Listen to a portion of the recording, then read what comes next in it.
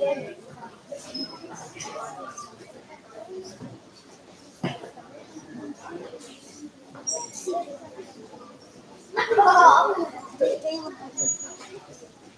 right, so we are streaming this live, so if you could kindly be as quiet as possible, all right, be a good audience, so that we only hear the speakers on the streaming. And then I know Elpis is also recording as well, so we can share it with the community after the presentation. I'm Karina Rader, the head of school here at RIS, and I've got Elpis sitting next to me, standing next to me. He's coming from Cyprus, one of our schools that Globeducate just bought about a year ago, a group of schools, the Pascal schools. He is doing amazing things at his school, and he inspired Globeducate to then bring it to the other schools, as many schools as possible. We're lucky to be one of those schools launching the Space Lab. This whole week has been full of Space Lab activities.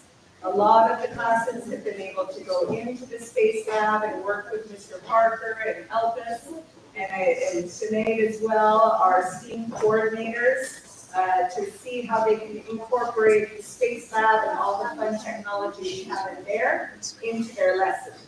And we'll be doing that throughout the year and next year and years to come, because the Space Lab is not just a place for technology classes, it's for all classes. And it's a great way to make sure that we have that cross-curricular activity incorporating STEAM, which is science. Who can tell me what STEAM stands for? I don't want to. Yes, please. S, science. S, science. Technology. T, technology. E, engineering. Education. Close. Engineering. Education, engineering. Good. A. Art. Art. Art. Art. Art. Yes. And math. Math. And math. Yes. Very good. So I don't want to take up too much of the time, because this is for Elpis, who has been the inspiration behind the Space Lab. So I'm going to hand the microphone over to Elpis, and he's going to tell you more about everything he's been doing. Thank you very much, David. Thank you, guys. I'm going to take a little bit question, and I'm going to continue that. We said STEAM there. If we take it way back, Leonardo da Vinci said something a long time ago. He said to complete a full mind, a full vision, you need to understand maths in an artistic way and art in a mathematical way. That is STEAM education. It's understanding different disciplines with a different mindset. And a lot of schools take this the wrong way. They think that STEAM education, let's buy equipment, let's use it. But it's not. Like Leonardo da Vinci said, you need to understand the complexity and bring everything down to simplicity. So if you understand the technology in a very simple way, you can combine it with any subject that you like. History, not only about the sciences. You can combine history, geography, and so it's like a piece of art. The more you understand it, the more you can appreciate it. My name is Elpis Anastasiou. That's my full Greek name. Everybody calls me Elpis. And basically, 6 years ago, I was in my class having the biggest challenge in my life. I was teaching, and the my lesson was, let's say, not the best one. My students were getting high grades, but nobody was, let's say, challenged enough. They were not inspired to come happy in my class. And I was not inspired to be in that class with the same students, let's say, teaching the same curriculum every year. So we have an old saying in Cyprus: if you don't have the door to open for opportunity, build the door by yourself. So this is what I have to do. I have to be a way to inspire my class, my school, my community. And we started with a very simple initiative, which was to send a space satellite. And it was funny because I remember Andreas, one of my students, said to me, "Sir, why don't we just build and send a satellite into space?" I said, "Okay, let's go ahead, let's go and try to do it." And we downloaded a document, 101 from NASA, how to build a satellite. And it was built a model with Raspberry Pi or microcontrollers, tested with a weather balloon, which I'm going to show you in a bit, build a ground station, book a rocket, send it to space. Simple, let's say. So the first 3 years, we were ticking the boxes. Okay, we've done the experiment, we've done the ground station, we've done everything. We wrote a proposal even for European Space Agency, 1.5 million euro, and then COVID happened and everything was cancelled. But we were thinking the whole thing wrong. We had an old mindset. We're ticking just boxes. So I remember that day that we thought, why don't we start sharing this knowledge with that community? And then our mindset shifted from a goal mindset to a growth mindset. It was not when are we going to get there, but how far can we get? How many knowledge can we share? So this gave me the ability to get a full scholarship in the Self University of Technology, and I combined my ideas with the research to, let's say, close the gap globally when it comes to emerging technologies in education. Because just think about it, even AI just came through. We were the first school around the globe that used a chatbot called Einstein. I mean, OpenAI came out a month after we started innovating. And the way we were able to do that is because we developed the mindset of our entrepreneur in the school. We created an ecosystem. And basically, you have students saying, we're not going to listen to what everybody's saying to us. We're going to research, we're going to find the findings, we're going to think of a solution, we're going to communicate with the experts and the universities, and we're going to make a company or a solution. So the whole initiative is basically based on 3 core values: to inspire, to educate, and to innovate. And it took me 6 years. I mean, half of the teaching I was doing was for the students, and they were teaching at the same time. Because the projects you're going to see in a minute, they were like outside of the box, impossible missions.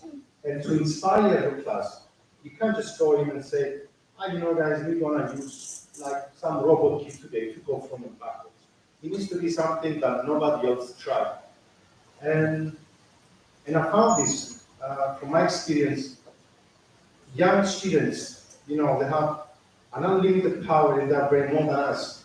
And if you challenge them enough, and if you become what you want to teach, so you want to teach critical thinking, you need to be able to apply this to yourself. You want to teach entrepreneurship, you need to be the leading example. Because if you fail it, they understand it. So it's a difficult process to inspire, but as soon as you make the first project and it's completed, everything just seems not easy, but more, let's say, approachable. The second thing is to educate. So let's say you have an idea, you have the school, you have the community involved, and then you need to educate. And this is key, because every project I'm going to show now came without curriculum. When I started doing the projects, I look on the industry, and it's a common pattern. It's companies doing equipment that comes with a curriculum that ends up in a competition. And what do you teach the students? To follow instructions, to level themselves up to the point that they can go against, let's say, challenge with another school, with another student, or with another group. In my opinion, that's my personal opinion, this is not what you want to do. Because I say this to all my students, the minute you limit yourself to go and compete with another school or group, it means you're not trying your best. You're not meant to fail. So all the projects I've done, we teach students how to teach themselves. So how do you build an AI chatbot? We did a course for 1 month. We teach them the basics, and then we solve it. Work together, find the solution. Come back to me in a month after. And this solves a big problem, because most of the projects that are out there, you need a teacher to be with them, to guide them through every step. And they don't really learn, let's say, how to survive in difficulties. Okay. And the next one is innovate. Ask any student in any school. Think of an amazing idea. They will come down with 1,000 ideas. But always the problem is that you need to be able to bring these ideas into reality. And this is what we did. I'm going to start from the beginning. The first one was the weather, the space balloons, which is this one. So this, I'm going to show you a video in a minute. Darren is going to help me. We do this experiment with the weather balloon, where we send a Pico satellite made by students, 90,000 feet up the sky, and we live stream it to around 300 schools in Cyprus. So it's an initiative that everybody is involved once a year. And our school actually does a training also for free for the rest of the schools in Cyprus. Another project we did after we finished the space centers in Cyprus, it was this one. This idea came from a primary school student. We're going to see the video maybe. This was the first robot we did in the school. So we said, let's do robotics. And I said, okay, we're going to do robotics. That was like something that nobody else did. And we brought a primary school student. And his idea was, let's do a space robot that looks like a spider. And let's make it like big as a house. Everybody started laughing. And I'm like, this is a brilliant idea. So we got the students to 3D print a small version of it. And then we got them to engage with the university, and then the companies to build it, and then COVID started. And I remember like today, I mean, it was a crazy idea from the beginning. I call it crazy because nobody else did this everywhere. And I remember the director, George, calling me and saying, okay, it's COVID, stay home, enough, like, let's do it after. I'm like, we started this super powerful training and goes into the momentum. If we stop now, everything will fall down. So we built this robot in a month, which is record time. And not only we built it, but we took it on a big crane and we put it in central location around the island. So millions of students will take in the car, going outside and see what we did, and then we're able to interact with Globeducate. Can we play the video? Thanks. So I make a short video, it's 3.5 minutes, and it actually more or less shows not all the projects, but some of them during the last 4 years. The first project is about we did with Globeducate. These are some of my students. So everything you see here, there was no curriculum involved, we just gave them the mission. That's the Einstein we did.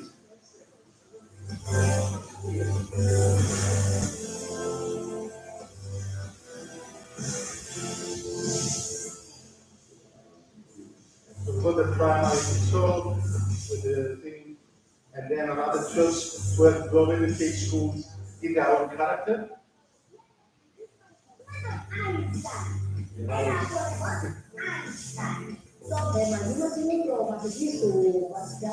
These people here is in the room, has some company, they for the school, for the car, for the office for this company.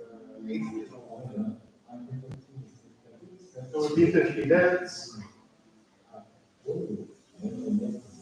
The robot speaks like 5 languages: Italian, Russian.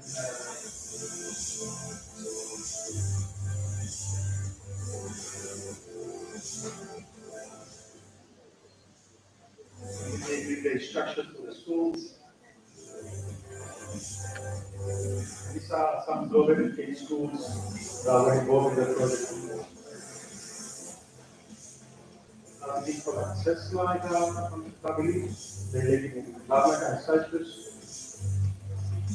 That's the high end, so they make one in Milan.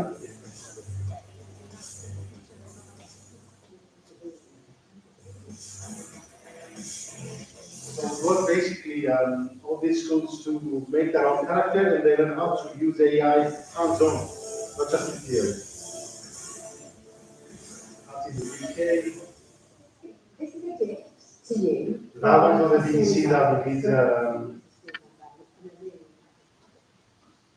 the BBC called us and saw the project, they wanted to really see the presenter. Talking about what's done. I mean, Elpis, obviously, it really helps if you're able to work in saying they print the masks themselves, as we're looking at right now. Absolutely, robot.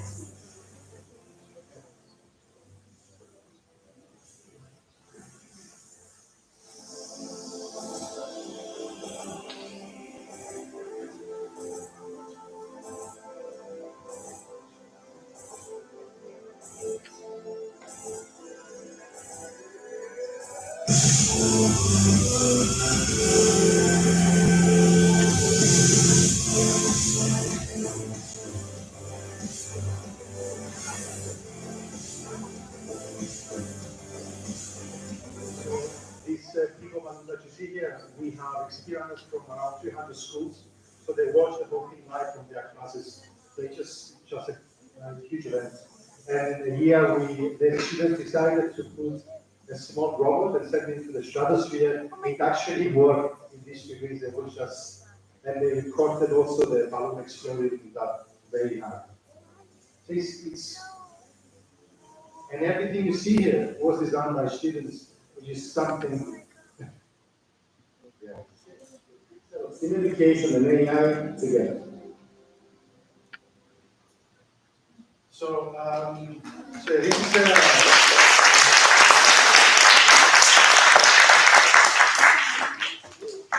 so all these projects here, as I said before, is just to inspire. You have a group of students, and everybody's asking me, how can we get the amount of students to participate? You only need one student. And they've asked me BBC when we have a presentation, how schools can do this, because everybody thinks that we have a huge amount of budget to do this. But it's not. We started the whole thing with 2 students and €150 budget. Everybody has 150 and everybody has 2 students. So, and the difficulties we found is what made us to be today, because we have no support. We have to do the promotion, engineering, project management. So as we grow, it was not only about programming and engineering, it was also, let's get the students to the video, let's get the students to the promotion. Everybody can participate. We just need a solid project to inspire. That's it. And then everything flows very normally. So everything falls down, what I just showed, under one umbrella, which is the Space Center. Okay, everything started from this place in Cyprus, and we took it from there to the next level. And the important thing about the Space Center, I say this story all the time. 6 years ago, they gave me like a very tiny room, and they came with a fancy design and said, I would want this room to be black, with gonna put planets there. Typical idea, yeah. So I've done my own thing, which was exactly the opposite, with these blue lightings and everything. And when they came to do the inauguration, I'm like, what is this? We don't have an ask for this. Like, we don't care. Students gonna like it, and everybody was laughing because they know me how I could see it. So the whole design of the Space Center was done by students, so that's big value. Again, the history is very simple. We started with €150 for the project. We took it the next year. I remember it was very little money, around €5,000 in our pocket to the Space Center. So we got sponsorships. We built 6 years ago. It was the first Space Center around the globe in the school. So again, if the idea is big, you find the people to help you out. And then another 2 in Cyprus, the Globeducate can help us out. The Southern region, and now we'll have another 9 in Rome, in Milan, London, in Paris. And then one of the most important things is the space. It's called Space Lab or Space Center because we started as a space project, but space as actually means a lot more. So space, it's skill development. It's about doing a project that is, project-based, hands-on. Again, you can use a Space Center as an alternative assessment. Get a group of students, get them a project, incorporate your curriculum, and get them to provide the results. Collaboration, it's very important. Every single project we did, it was never about who is the best student, the best school, the best teacher.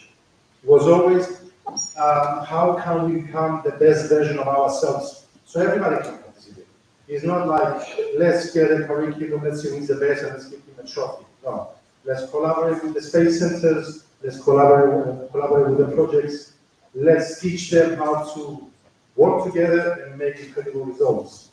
And the last one, I love this one, is education for the community.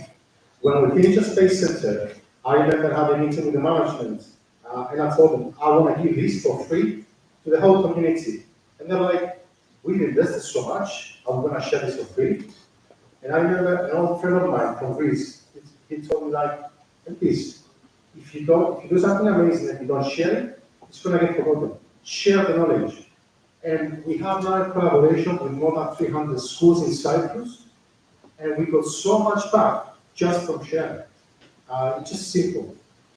So any project that we're going to do in the future, it needs to have this community involved. Something to keep the spaces sustainable, establish an engineering lab, get the students to visit the experts. Simple as that. Get them to see the scientists in the university. We have a space lab. The only space lab in Rome, and just around the corner is European Space Agency. You can visit them, and I'm sure they're going to love the idea. Community engagement, again, we can do a project that is going to be involving the whole community. Networking collaboration can happen from the HiAi club. So if you visit universities, they normally do projects, and they would love the school to be actively involved in the project. And this is also very important. You need to reach for the skies year and every year and every year. Never settle down and think that you actually completed it. Benefits for the students. I think the most important thing is creativity. I mean, and of course, creativity, collaboration and everything, but with AI, we're losing a little bit of when it comes to, let's say, the creativity. You can get an AI to imagine and get some ideas. But I think from all these projects, especially this one, which I'm going to present now, you can get students to, if they understand the technology through experiences, they can then come back and reverse engineer the solutions that they're going to provide. The concept basically that we did this year, and this is one of the biggest projects I've done. It took me a month to figure it out, because this is what we're going to do this year with all the Globeducate schools, including RIS Rome. And everything you see here starts from the primary and then ends up in the secondary. And all the technologies now, they are centered in an experience. So for example, you want to teach primary school about ecosystems. This is a terrarium. It's a closed loop, let's say, ecosystem. So when they build this and they put something that was not supposed to be there, they understand that every single thing that you change in an environment has a side effect. And then we move on to smart gardens, which is an open loop system. And then move to smart microscopes, so they can investigate. We gave an experience to the secondary school when they downloaded pictures from satellites. They converted them into 3D, and then we print them out so they can visualize how the city is. Then another experience that we have is the sensors. So we produce very small sensors, 16 in total. And the secondary school students will imagine that their school is a city, and then we place different sensors around the school so they can simulate it, say. That's a simulation. Then for the upper school, we developed a sensor that is this small, one of the smallest in existence, with a lifespan of 3 years. So they will place this in some vehicle, and they're going to take real data from Rome. So the end result would be to do some actual research. And you're going to receive, this is amazing, you're going to receive a small chatbot, which is a flower pot. And we designed it so it can speak and interact with the primary school about sustainability. It's almost ready. I didn't realize I was going to make it. Japanese done. I was super impressed. It's so cute, like this thing. But again, you're going to have students interacting with AI in a very, let's say, responsible and ethical way. Because the robot can explain to primary school students very complex terms in very simple words. Very easy. So any teacher can get this, go in their class, put it, speak to the students. Simple as that. You get them excited, you get them inspired. So it all ends up something like this. Okay? So the 3D printer, they are sitting, they are collecting data. You're going to receive a ground station that actually students can compare the data from the school, the data from the city, pictures from satellites, and then get AI to understand all this to come into conclusions. The best part, they can reuse every year the same hardware, the same mindset. So as they get more familiarized with the technology, the project will grow also. So it's an infinite loop of experiences that will teach kids earth observation, artificial intelligence, robotics, how to get from simulations to real life research. So again, I'm really excited about this because it's going to run for around 6 years. So it all ends up here: inspire, educate, innovate, and connect. That's the key formula to anything that you do. And I'm really proud of this because I was in a position to grow in a very typical learning environment, which led me to have a disappointing, let's say, work experience. So the mission behind this is to give the opportunity for all the kids, all the students to think differently. You know, thank you, thank you very much. And if you have any questions.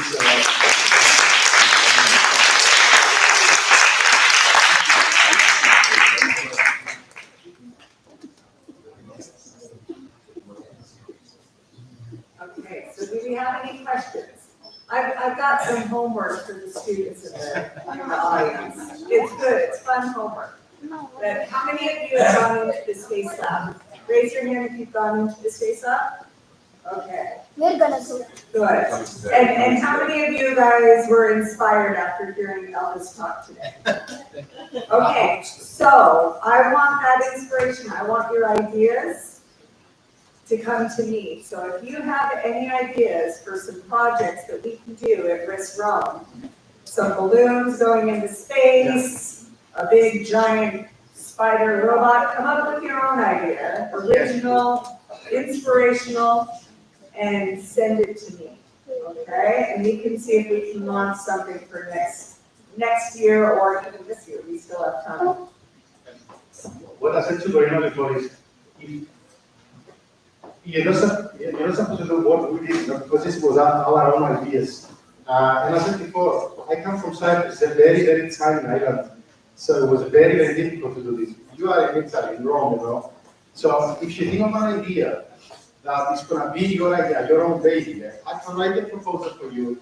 I can make the whole thing, you know, how you're going to proceed. And then you can actually use a proposal to get communication, funding, and everything. So I'm not that willing, because I remember yesterday when I came to the school, I'm just walking down, I see the Space Lab, so nice and beautiful there, and everybody's so inspired.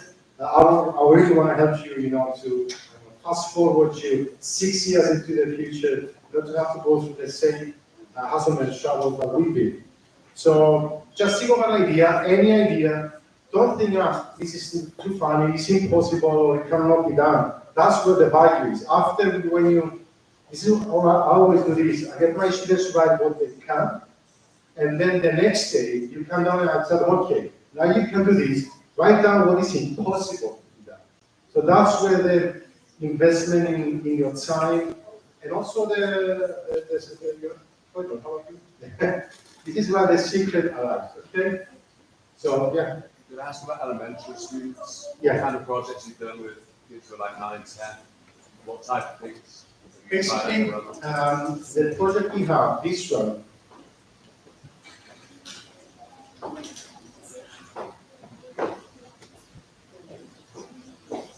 so we if I was you starting down with the space lab and everything, these experiences are very important. Because it's not about sustainability, using the equipment, understanding the basics. But then when it comes to idea and let's say innovate, you can get any idea done. The biggest problem is get a very outside the box idea, and students, primary school students are very good on that, and this because they don't see the limitations. We, as adults, we have these mechanisms that says, okay, don't think about this because it's not possible, it's going to be difficult. Students don't have this, so if you ask them think about something, they're just going to write down and produce amazing ideas. So if I was to start with some activities, these are very nice, and you will get them inspired, especially with the microscope and the smart card, and then you can take them out to the layer of innovation, let's say. Yeah. Which school is it? Which one? Which school is your school? My school is called Pascali Larnaca. It's a very nice school. But yeah, it's always what I say, involve the students and the teachers, you have amazing things. Another added value on these projects, especially for the secondary, when they go to university, it's so much, it's incredible when they see that the school students have actually got involved in something amazing as projects like this. So it's another value for all the ages. Any other questions? I'm just curious to know about you sent something to the space. Yes.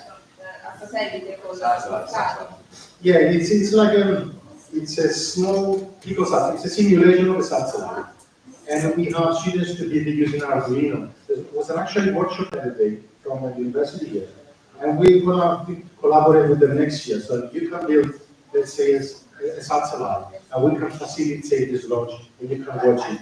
So you follow up the satellite or what? Just send it and then Yeah, it goes up. Uh-huh. It's cheap, it's very expensive to send something with a rocket. So what we do is simulate that is with a weather balloon. So it goes up for around 3 hours, And then, okay. and then it's like pops out the balloon, then it comes down with the difficulty, we didn't know this, is that you have no control on this device. If you control it, it means a UAV and it's military, so you're not allowed. So you have students to calculate how do you send 1 kilo satellite with a weather balloon, 90,000 feet, and they have to calculate where it's going to land. And if you know Cyprus is a very small island, surrounded by sea, so the whole thing is just mind-blowing, difficult, and nobody has tried it nowhere. So they solved the problem that researchers couldn't solve in a school with 16-year-old kids. And I asked them, how did you do it?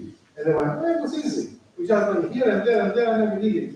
And I've shared these visions with universities and the government. And they were like, there's no way, you got lucky. And you know. And then, okay, watch it next year. And then we did it, I think 10 times, something like that. How close did you get We to got, predicting where it would land? Hmm? How close did you get to predicting where it would land? I'm curious. Was it a kilometre, 5 kilometres? the second time we did it, that was another funny story. A fisherman found, because we lost it, it was a failure. And a fisherman found in the middle of the ocean, and they thought that we sent the fisherman to find it. Otherwise, impossible, yeah? In the middle of the ocean, GPS doesn't work. Anyway, we found it, he brought it, but we got an accuracy around 3 kilometers, which is mind-blowing. It's like you have a slingshot, you just launch it, you go there 90,000 feet, and then you need to calculate the descent and also the ascent, where it's going to land with the weather data.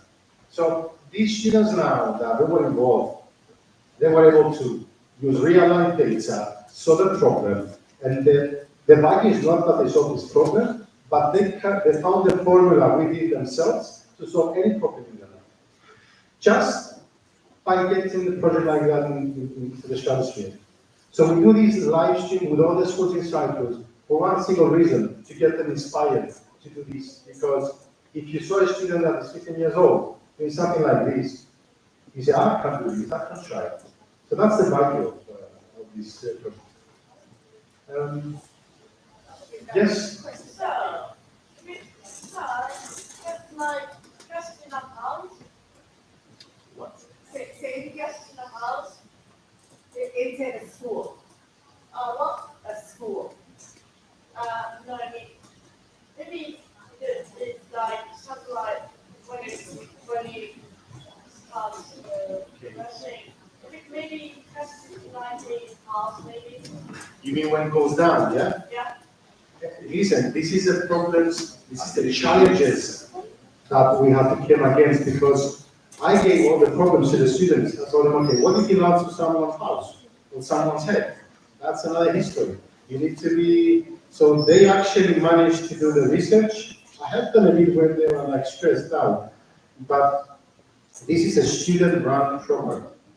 I got stressed the first year when I was going to launch it with a minimum amount of money, and then when the government came back to that, I gave them the budget and I told them, okay, use it to solve the problems.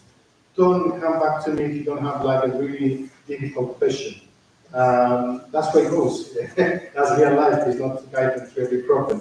But it would be amazing, you know, because you already have a collaboration with the university now, but you don't agree now.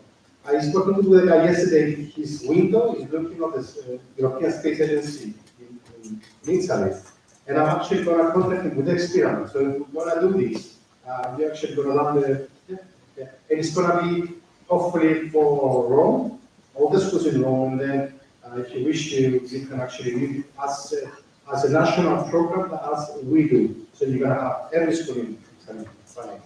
It's up to you. It's, yeah.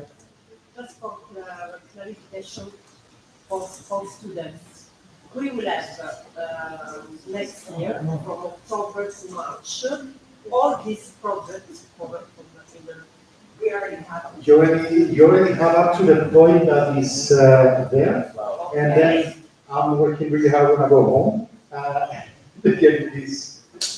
Okay. But as soon as you have it, this is I designed this project not to give stress to the schools that they need to take it to the max, because this is they can start this year. Okay, let's plant, let's do that terrarium, let's learn the smart captains, the microscope, and then they can elevate this next year when they understood it better, because you cannot inject knowledge the same to do with the computer. They need to understand it, use it, and then elaborate with it. So it takes time. So yeah, you're gonna have all the people this year. I think a level of completeness you're gonna be able to achieve. I don't know, 65% of what the abilities of what the equipment is, and then next year you can actually reuse it.